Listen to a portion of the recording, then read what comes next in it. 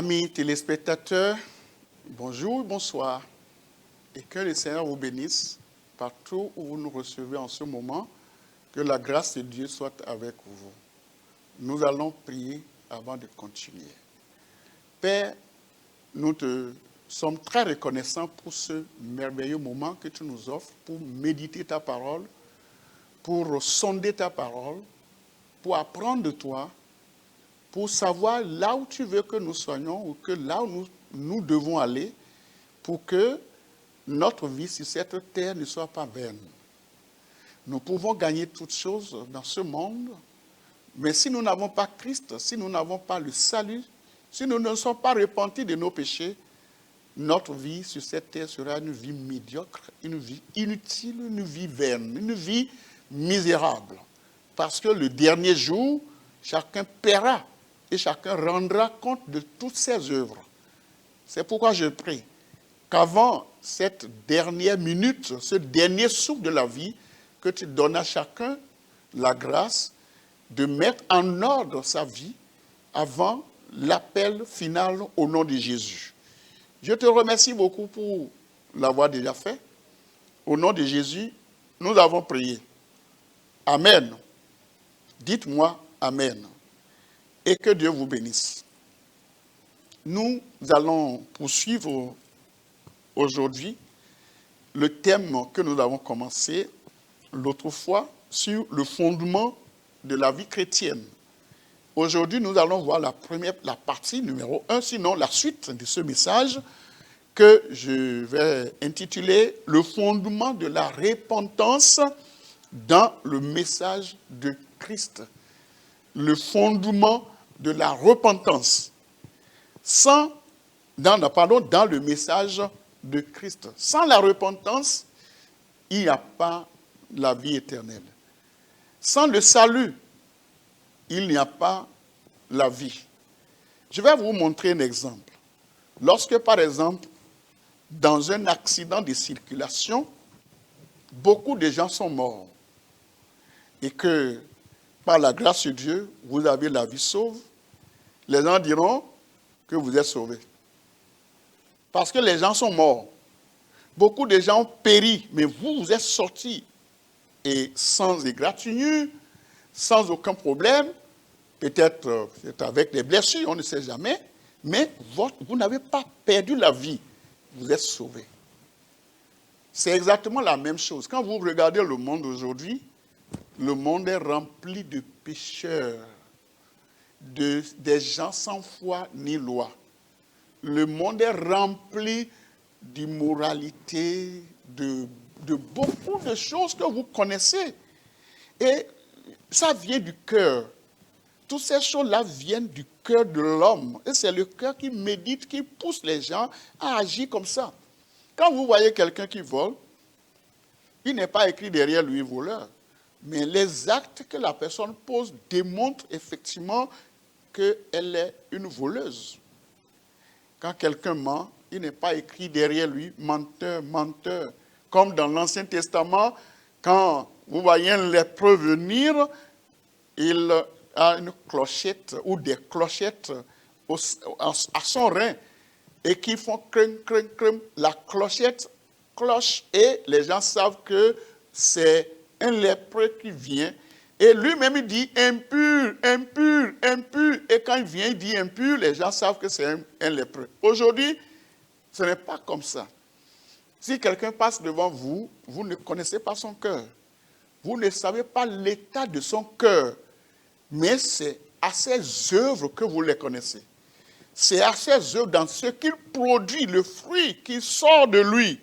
C'est ça qui vous permet de savoir qui est effectivement cette personne. Dans le livre de Marc, je vais vous montrer cela dans Marc. Marc, c'est après Matthieu. Marc, chapitre 7, je vais lire à partir du verset 20. Marc, chapitre 7, à partir du verset 20, qui dit, et il dit encore, ce qui sort de l'homme, c'est ce qui souille l'homme.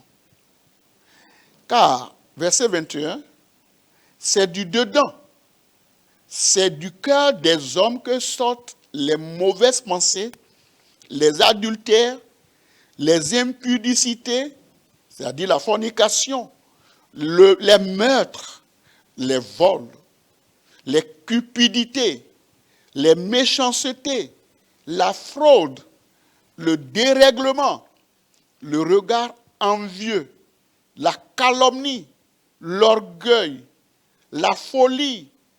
Toutes ces choses mauvaises sortent du dedans et souillent l'homme. C'est ça qui conduit l'homme, ces choses-là, que Dieu regarde et pèse dans sa balance pour voir si l'homme a été bon ou mauvais, si la femme a été bonne ou mauvaise, pour le juger ou pour la juger et pour lui donner ce qu'il mérite. C'est à travers les œuvres que vous les connaîtrez. Vous les connaîtrez à travers leurs œuvres. Dans Matthieu chapitre 7.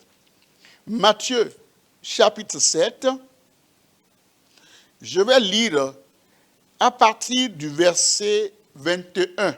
Matthieu 7, verset 21, qui dit « Ceux qui me disent Seigneur, Seigneur, n'entreront pas tous dans le royaume des cieux, mais celui-là ou celle-là seul qui fait la volonté de mon Père qui est dans les cieux. » Dans le verset 22, Matthieu 7, verset 22, « Plusieurs me diront en ce jour, c'est-à-dire à la fin de toutes choses, quand les gens vont mourir, quand ils vont quitter ce monde, plusieurs me diront, Seigneur, Seigneur, n'avons-nous pas prophétisé par ton nom? N'avons-nous pas chassé des démons par ton nom? N'avons-nous pas fait beaucoup de miracles par ton nom? Alors, verset 23, je leur dirai ouvertement, je ne vous ai jamais connu, retirez-vous de moi, vous qui commettez l'iniquité. L'iniquité, vous qui commettez l'iniquité. C'est à leurs œuvres qu'on les connaît.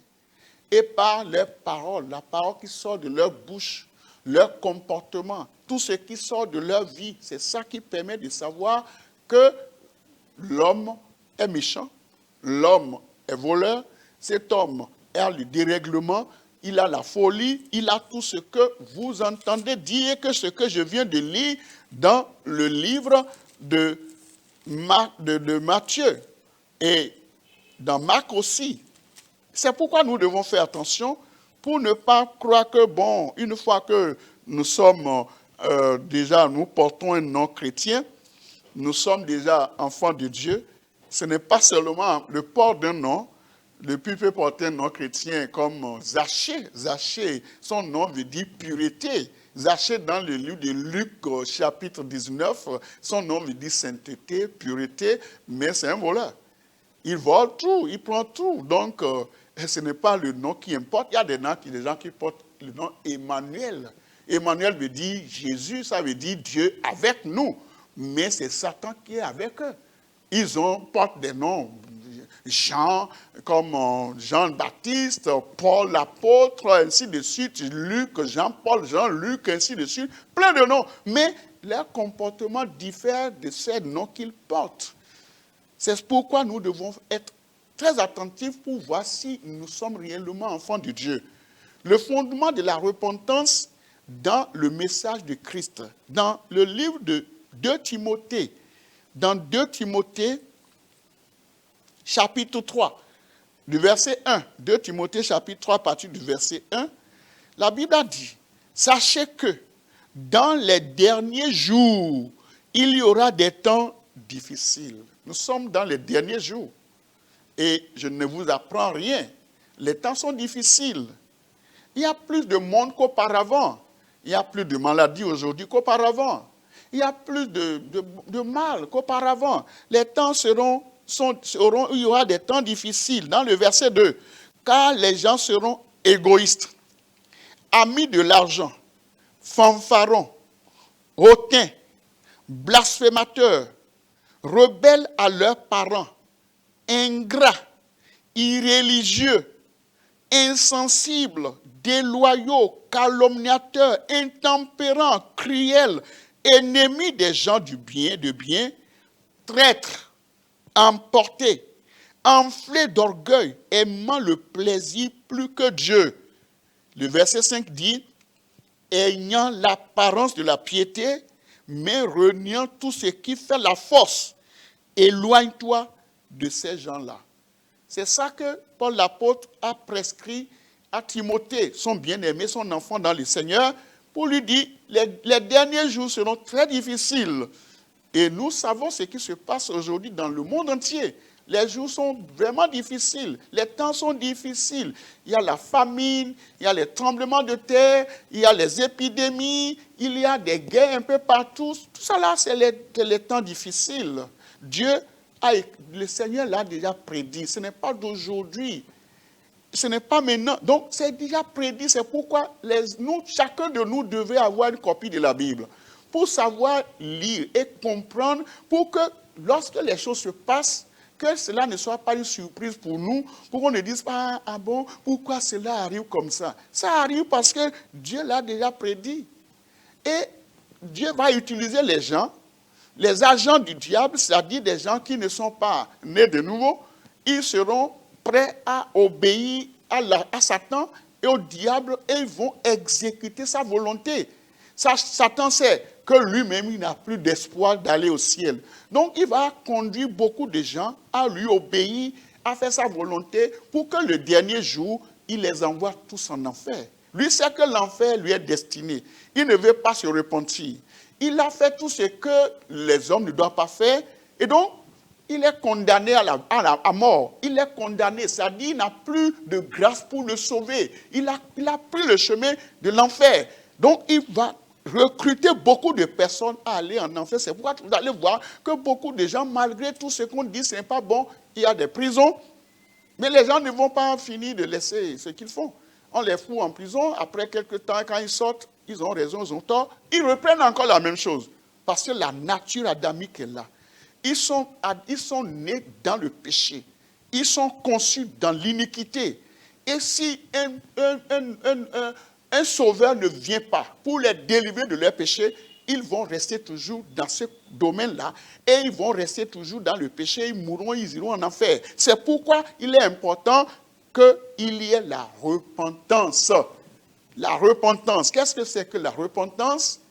La repentance, je vais vous lire ça dans le livre d'Ésaïe, dans Ésaïe chapitre 55, Ésaïe 55, le verset 7. Suivez-moi très bien et je prie que Dieu vous donne la grâce de suivre les prescriptions que Dieu nous donne afin que, une fois quitté ce monde, quand nous allons partir de ce monde, que nous puissions aller au ciel. Parce qu'il y a un ciel et il y a également un enfer. Je prie que Dieu nous donne la grâce de comprendre les Écritures pour que nous puissions nous débarrasser de tout ce qui est impur, péché, mauvaises choses, que nous puissions suivre la voie de la justice, la voie de la repentance, la voie de la sainteté pour aller au ciel. Dans le livre d'Ésaïe 55, je lis à partir du verset 7. Le verset 7 est bon. Ou bien le verset 6 si vous voulez. Ésaïe 55 à partir du verset 6 qui dit « Cherchez l'Éternel pendant qu'il se trouve. Invoquez-le tandis qu'il est prêt. » Cherchez l'Éternel. Où est Dieu vraiment? Je ne veux pas perdre ma vie ici. Où est Dieu? Le Dieu ne se trouve pas dans l'église. C'est toi l'église. C'est toi-même l'église. Parce que si tu es né de nouveau, tu constitues une partie de l'église. Donc, où est Dieu? Dieu est dans la Bible. Si on vous a donné une Bible à lire, si on vous a offert une Bible à lire, ou si vous l'avez achetée, ce n'est pas mettre la Bible sous l'oreiller et dormir avec, non. Ce n'est pas mettre ça dans la voiture, ça ne suffit pas. Il faut lire. Il faut la lire. Quelqu'un vous a fait des choses, vous a aimé, et vous a dit, tiens une copie de la Bible, il faut lire. Il faut lire ça. Il y a beaucoup de choses dedans. Je me rappelle un monsieur qui a un enfant et qui devait aller là, a reçu une bourse. Le papa est très pauvre, n'a pas d'argent. Et il a dit, bon, mon enfant, je n'ai rien. Je te fais la valise. Et en partant, il lui a mis une copie de la Bible dans la valise. Et il a dit, il faut partir. Arrivé là-bas, toutes les fois que tu as un problème, prends ça et consulte. La solution à tous les problèmes se trouve dedans. Ah oh. L'enfant est parti, a mis ça en pratique. L'enfant lit régulièrement la parole de Dieu et il trouve la solution à tous ses problèmes. La Bible est complète. C'est le livre de Dieu. C'est un testament laissé par Dieu pour nous. L'Ancien et le Nouveau Testament, nous devons les lire pour comprendre ce que c'est que la repentance. La repentance, c'est le début de la vie chrétienne. C'est le premier pas de l'escalier. Si tu veux monter les escaliers, il faut passer par le premier pas. C'est le pivot sur lequel nous nous appuyons pour aller plus loin. Sans la repentance, la vie chrétienne est une vie misérable. Dans le verset 7, que le méchant abandonne sa voie et l'homme d'iniquité ses pensées, qu'il retourne à l'Éternel qui aura pitié de lui, à notre Dieu qui ne se lasse pas de pardonner. Que le méchant c'est qui? C'est le pécheur. Le pécheur abandonne sa voie. L'abandon. Et l'homme d'iniquité, ses pensées. Ah, qu'est-ce que je vais faire du mal? Je vais voir maintenant. Est-ce que, mais là, qu'est-ce que je vais faire pour l'attraper, pour le tuer, pour lui faire du mal, pour faire ceci? Je vais le tromper, je vais faire comme ça. Les mauvaises pensées. Et comment je vais faire maintenant? Cette affaire-là, il faut que... Et la nuit, tu ne dors même pas. Les gens ne dorment pas et ils calculent sur calcul pour voir qu'est-ce qu'il va faire, pour faire ceci. Il ne dit pas ça mal, hein, pour m'en sortir, pour que je puisse aller de l'avant, pour prendre le dessus. Et ils ne savent pas que c'est les mauvaises pensées. On dit que l'homme d'iniquité abandonne ses pensées, qu'il retourne à l'Éternel qui vous a créé, qu'il retourne à l'Éternel qui aura pitié de lui. Quand vous retournez à l'Éternel, Dieu aura pitié de vous, il va vous pardonner, il va effacer tous vos péchés à notre Dieu qui ne se lasse pas de pardonner. Je prie que le message de cet après-midi ou de ce matin ou de ce soir puisse réellement avoir d'effet dans votre vie et que vous puissiez donner votre vie au Seigneur pour la rémission de vos péchés et pour que Dieu vous amène au ciel. C'est très important. La repentance, c'est quoi? La repentance, premièrement, qu'est-ce qu'il faut faire pour avoir la repentance? Il faut reconnaître ses péchés. Je reconnais que j'ai péché. Je reconnais mes péchés, comme David, le roi. Les gens pensent que les grandes personnes ne doivent pas confesser leurs péchés. Ils pensent que quand on est roi, quand on est noble, quand on est dans une situation, on dit, les gens vont savoir, les gens vont dire, c'est le roi qui a fait ça, c'est le directeur qui a fait ça. Mais si tu caches ça devant les gens, Dieu va remettre ça, va révéler ça au grand jour. Le mieux, c'est de confesser. David, un roi, il a commis un péché grave. Le péché qu'il a commis, c'est qu'il était là et il a vu la femme d'un homme, d'un soldat, qui était en train de se laver dans la cour. Et, c'est qui la femme là? Comme tous les rois, hein, les grands rois là, tout le monde fait ça. Allez me la chercher. Ils ont amené la femme et il a commis l'immoralité avec la femme. Il a couché avec la femme, je vais dire. Et quand il a fait ça, la femme est devenue enceinte. Le soldat était au front. Le soldat luttait pour la protection de David. Et David est en train de souiller la femme du monsieur à la maison. Quand il a constaté que le monsieur et que la femme est enceinte, il a fait descendre le monsieur. Et c'est ce que je dis là, c'est dans la Bible. Hein, si vous lisez dans 2 Rois, dans 2 Samuel, je veux dire dans 2 Samuel chapitre 12, 11, 12, 13, vous allez voir ce que 2 Samuel, je veux dire 2 Samuel chapitre 11, chapitre 12, vous allez voir l'histoire. Et quand il a vu que l'histoire avait sorti, la dame est enceinte, comment je vais faire cette histoire-là? Comment je vais gérer cette histoire? Bon, on va camoufler ça, on va protéger ça. Il appelle le monsieur. L'homme s'appelle Uri. La femme s'appelle Bathsheba. Il appelle Uri, il dit, Uri, viens ici. J'ai une mission pour toi, une commission pour toi. Il appelle Uri et dit, Uri, va dormir à la maison avec ta femme. Va dormir à la maison avec ta femme avant que je dise ce qui se passe. Uri dit, mais, roi, il y a un problème, hein? Il y a des situations dangereuses comme ça, tu veux que j'aille me coucher? Non, le temps n'est pas à aller coucher ou aller se coucher à la maison ou dormir avec sa femme. S'il y a quelque chose, la situation est urgente sur le terrain, donne-moi la commission, je vais partir. Le roi dit non, il faut le faire. Comme le monsieur refusait, le roi lui a donné encore l'alcool, il dit il faut boire. pour le saouler. Mais le vrai soldat, le fidèle soldat a dormi devant la maison du roi. Il n'est pas allé à la maison. Comme il a compris que la fève est sortie, il a écrit une lettre de sa propre main. Il y a des gens qui m'ont dit, ah, moi je ne comprends rien, mais tu as écrit, non? Ce que tu as écrit là, c'est ça que les gens ont exécuté. Si ce n'est même pas toi qui as exécuté, mais tu as écrit. Et les gens ont exécuté ce que tu as mis dans ta lettre. Il a écrit, il a remis ça à Uri. Un bon soldat, Uri n'a pas ouvert la lettre. Il est parti, il a remis ça à Joab, le capitaine de l'armée, pour dire, bon, voici la lettre que le roi a écrite. Et on a ouvert la lettre, on a constaté qu'il faut tuer Uri. Il faut mettre Uri là où c'est chaud. Là où c'est chaud, la guerre est chaude, là, il faut mettre Uri là-bas. Ils ont fait ça, Uri est mort. Beaucoup de gens sont morts avec Uri, mais celui qu'on cherchait, c'était Uri. À cause de Uri, des gens sont morts. Et après ça, on est venu dire à David à la maison, Uri est mort. Il croyait que c'était caché. C'était fini. Mais Dieu a révélé ça au grand jour. Nathan est venu lui dire, c'est toi qui as fait cela. Tu as fait ceci, tu as fait ceci, tu as fait cela. L'histoire est longue. Je vous conseille de lire 2 Rois chapitre 11, 12, 13. Vous allez voir ce qui s'est passé là-bas. Et ce qu'il a fait là, ça l'a rattrapé. Il a tué Uri. Il a pris sa femme. Ses enfants même, quand vous allez dans le livre de 2 Samuel chapitre 16, son enfant Absalom l'a chassé du pouvoir. Son enfant Absalom a couché avec les concubines de David. Ce qu'on sème, c'est ce qu'on moissonne. Ce qu'on sème, c'est ce qu'on moissonne. Il faut faire attention pour que nous soyons agréables devant le Seigneur. Il a fait ça. Mais quand, malgré il a confessé ses péchés, il dit, Seigneur, pardonne-moi. Dans Psaume 51, le verset 3, il dit, oh Dieu, aie pitié de moi dans ta bonté, selon ta grande miséricorde, efface mes transgressions. Il a reconnu ce qu'il a fait. Double péché, le meurtre et l'adultère. Même l'enfant qui est né de cette femme-là est mort. L'enfant est mort. Dieu a dit que cet enfant ne va pas vivre. Aie pitié de moi. Dans ta bonté, Dieu est bon. Selon ta grande miséricorde, efface mes transgressions.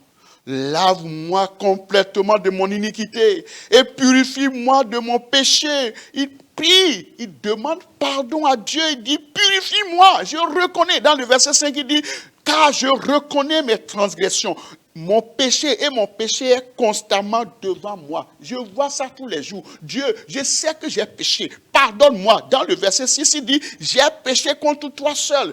Vous savez, quand vous commettez un péché contre un homme, contre une femme, contre quelqu'un, ne croyez pas que c'est l'homme. C'est contre Dieu que vous faites. Vous faites le péché. Vous commettez le péché. Vous offensez Dieu parce que c'est une créature de Dieu. Il ne vous a rien fait, vous lui faites du mal. Vous savez que vous l'avez fait contre Dieu. C'est ce que Joseph disait en Égypte. Quand la femme de Potiphar lui disait, viens coucher avec moi, il dit, mais pourquoi veux-tu que je fasse ça?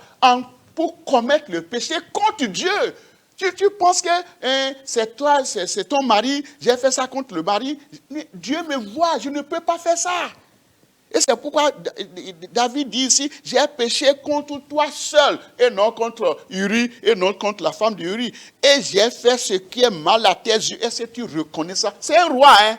C'est bien un roi qui fait ça. Hein? Si le roi pouvait descendre de son trône royal pour venir s'agenouiller et demander pardon, qui toi tu es? Il a fait ça et Dieu lui a donné le mérite d'avoir encore la grâce de continuer de gouverner, de régner et de mourir dans la paix avec Dieu. Il est au ciel aujourd'hui. Fais comme David et le Seigneur te bénira. Et donc, il disait, et en sorte que tu seras juste dans ta sentence, sans reproche dans ton jugement. Verset 7, il dit, je suis né dans l'iniquité et ma mère m'a conçu dans le péché. Ma mère m'a conçu dans le péché. Dans le verset 12, je vais sauter un peu, il dit, oh Dieu, crée en moi un cœur pur, renouvelle en moi un esprit bien disposé. Dans le verset 13, il dit, ne me rejette pas loin de ta face, ne me retire pas ton Esprit Saint. Verset 14, rends-moi la joie de ton salut. Je vais être sauvé, je vais naître de nouveau, je veux que tu enlèves la culpabilité de mon cœur. Rends-moi la joie de ton salut et qu'un esprit de bonne volonté me soutienne. Et dans le verset 15, il dit, quand tu vas me faire ça, moi-même, je vais enseigner, je vais dire aux gens, ce que tu m'as fait, et je vais leur dire, c'est pas bon de pécher. J'enseignerai tes voies à ceux qui les transgressent, et les pécheurs reviendront à toi. Je vais le faire. Je vais prêcher. Je vais annoncer la bonne nouvelle. C'est ça qui n'est pas bon souvent. Quand Dieu pardonne les gens, il cache ça.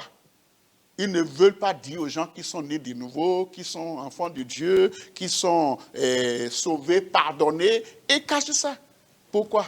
Il faut dire aux gens ce que Dieu t'a fait, pour que les gens comprennent que Dieu peut sauver même les criminels, même les adultères, que Dieu peut les sauver. Dieu peut sauver même celui qui est métier. Dieu peut sauver n'importe qui. Quiconque vient à lui, il ne va pas le rejeter. C'est ça la repentance. David a reconnu ses péchés, il les a confessés, il les a abandonnés. Et il est prêt à dire, Seigneur, donne-moi maintenant un cœur pur. Un cœur pur, je veux avoir un cœur pur. Donne-moi, renouvelle en moi un esprit bien disposé. Je ne veux plus retourner dans ces choses-là. Je suis fatigué, je comprends. Oh, j'ai compris, Seigneur, je ne veux plus faire ça. Pardonne-moi.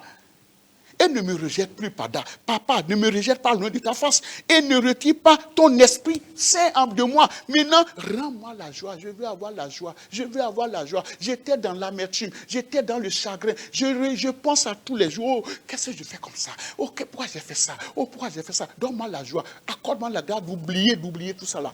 Et je vais revenir à toi. Et je vais maintenant commencer par enseigner aux gens ce que tu m'as fait. Et dans le verset 16, finalement, et Psaume 51, le verset 16, il dit, « Oh Dieu, Dieu de mon salut, Dieu l'a sauvé, il sait qu'il a été pardonné. Dieu de mon salut, délivre-moi du sang versé, du sang que j'ai versé, et ma langue célébrera ta miséricorde. » Gloire à Dieu. Oh, si tu peux faire ça aussi, si tu peux comprendre que tout ce que tu as fait là, Dieu sait et Dieu voit ça et que tu te réponds comme ça, comme David, Dieu va te pardonner. Il dit, délivre-moi, Dieu de mon salut, délivre-moi du sang versé. Il a reconnu qu'il a versé le sang. Il a perdu, il a donné la vie à des gens, il a fait perdre la vie à Uri. Et ma langue célébrera ta miséricorde. Le verset 17, je vais prier avec vous. Seigneur, ouvre mes lèvres et ma bouche publiera tes louanges. Quand tu chantes à l'église, est-ce que tu as été pardonné pour que tu chantes? Les louanges que tu donnes à l'Éternel, est-ce que c'est les bonnes louanges? Est-ce que Dieu te reconnaît comme un enfant de Dieu? Est-ce que tu es né de nouveau? Est-ce que tu es pardonné? Est-ce que tu t'es repenti de tes péchés? Fais comme David et tu auras la vie éternelle. Je prie que Dieu nous donne la grâce de faire comme David. Baissons la tête et prions le Seigneur. Ouvre la bouche et dis, Seigneur, me voici. Oh Seigneur, tu me connais, hein? Tu connais ce que tu as fait. Personne ne va te dire, voici ce que tu as fait, voici ce que... Dis, oh Seigneur, pardonne-moi. Je ne vais plus faire ça. Confesse comme David a confessé, ouvertement. Et c'est écrit dans la Bible aujourd'hui. Ton nom sera écrit dans le livre de vie au ciel. Ouvre la bouche et parle au Seigneur. Je ne ferai plus ça. Pardonne-moi. Pardonne-moi au nom de Jésus. Dieu va te pardonner et prends la décision de ne plus retourner dans les mêmes choses. Et c'est ça, la repentance. Père, nous te disons merci pour ta parole que nous venons d'écouter. Je demande, Seigneur, que tu donnes la grâce, l'intelligence à ceux qui ont écouté cette parole, l'humilité à ceux qui ont écouté cette parole, de se repentir, d'abandonner leurs péchés, afin que le dernier jour, ils ne soient pas perdus, mais qu'ils puissent te voir face à face, non pas pour le jugement, mais pour demeurer avec toi dans le royaume de Dieu. Je te remercie beaucoup, Papa, parce que je sais que tu l'as déjà fait. Pardonne nos iniquités, pardonne nos offenses, efface tout et donne la grâce de te louer. La bouche pour te louer le dernier jour jusqu'au ciel au nom de Jésus. Merci pour la réponse. Au nom de Jésus, nous l'avons prié. Amen.